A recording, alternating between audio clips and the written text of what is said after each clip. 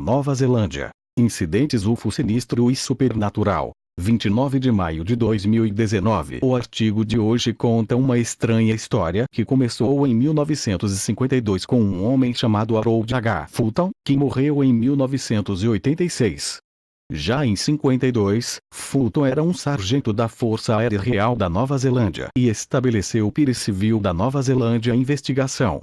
Era uma organização dedicada a investigar o fenômeno UFO.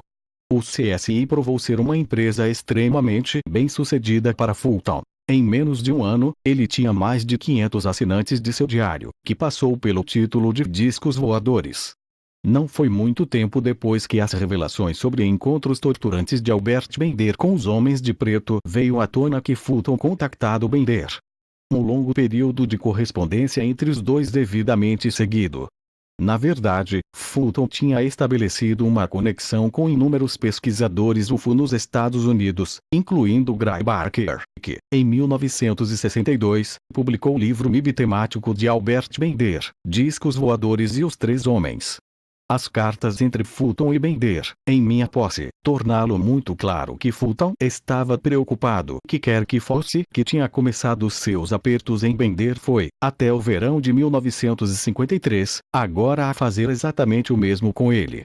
Fulton disse Bender, e MIB pesquisador/autor Guy Barker, também, que em várias ocasiões que ele experimentou em sua casa no mesmo odor insuportável de enxofre metes podres ovos que Bender tinha falado.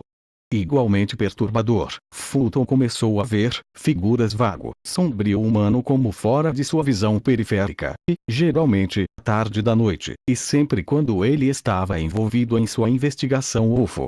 Eles estavam enrugados goblin como coisas, que penetrou em torno da casa de Fulton, no que equivalia a quase um modo sarcástico. Eles queriam ser vistos, mas não muito perto. Um mau sinal que assombra as pessoas estavam em movimento, talvez.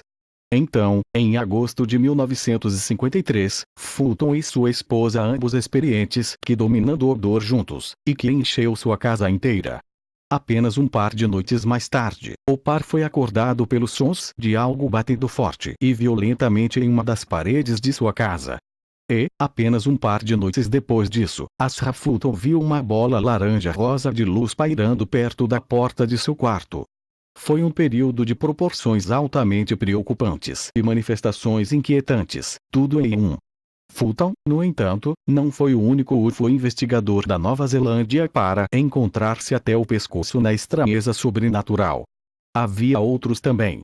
E seus encontros não eram menos preocupantes. Tarde da noite, em 1952, Fulton confiou em Albert Bender que um pesquisador de Hamilton, Nova Zelândia chamado John Stuart, autor do UFO Aviso, teve uma experiência um pouco inquietante, recente que tinha severamente mexeu com os nervos. Meia-noite se aproximava quando Stuart, na época, dormindo na cama, foi acordado pelo som do telefone tocando. Claro, e muito naturalmente, a primeira coisa para atravessar a mente de Stuart é que era alguém chamá-lo com uma má notícia. Bem, de uma forma muito estranha, ele era. Mas, não o tipo de más notícias que você pode esperar para receber nas primeiras horas. A voz misteriosa e quase robótico na outra extremidade da linha advertiu Stuart parar de cavar o mistério UFO. Ou estar preparado para pagar um preço muito pesado. O telefone então foi morto. Guy Barker mais tarde escreveu que após a chamada, Stuart serviu-se de uma bebida forte para acalmar seus nervos. Sem dúvida. Robert S. Eulvoet, o autor de Ilhas do Amanhecer, a história de espiritualidade alternativa na Nova Zelândia, disse da voz misteriosa que era-se isso. No entanto, não foi o único algum tipo de máquina tinha aprendido a falar. Encontro do tipo sinistra que Stuart se encontrava. Em 1953, Stuart trabalhou de perto com uma mulher chamada Doreen Wilkinson, que compartilhou a paixão de Stuart para UFOs. Pode ter havido outras paixões no trabalho também. Certamente, houve rumores abafados entre comunidade de pesquisa UFO unida da Nova Zelândia que Stuart, um homem casado, e Doreen eram muito mais do que apenas bons amigos. Eram rumores de que ambos negaram veementemente. Talvez, eles negaram esses mesmos rumores apenas um pouco demasiado com veemência. Nós nunca sabemos agora. O que deu desconhecido por um longo tempo foi que, em várias ocasiões, nas primeiras horas da manhã, que era tipicamente quando o par fez a sua investigação, Doreen parecia assumir uma personalidade diferente. Ele foi de uma sedutora sexual. Stuart era, em primeiro lugar, da opinião de que isso foi devido aos poderes de manipulação de estrangeiros, que ele acreditava ter sido interessado na natureza da sexualidade humana, e que de alguma forma foram controlando ativamente a mente e o corpo de Doreen.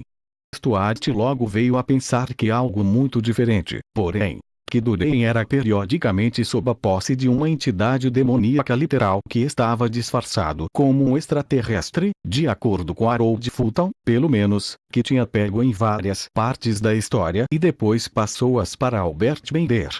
As coisas só ficou progressivamente pior. À tarde da noite, um selvagem e diabólica criatura humanoide coberta de cabelo manifestado direito dentro da casa de Stuart.